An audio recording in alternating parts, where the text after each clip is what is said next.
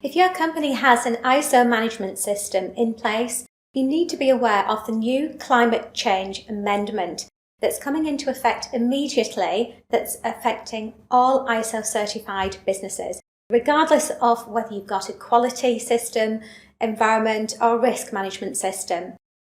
In order to help you to understand those requirements, we're running a free online live event on the 20th of May between 2 o'clock and 4 o'clock GMT. At that event, you'll learn what the changes are, how to address them, why it's so important, what the potential impact of doing nothing is, and also we are going to be helping you to integrate those new requirements into your existing ISO management system. So we'd love to see you there. Just click on register below and we look forward to you joining us shortly.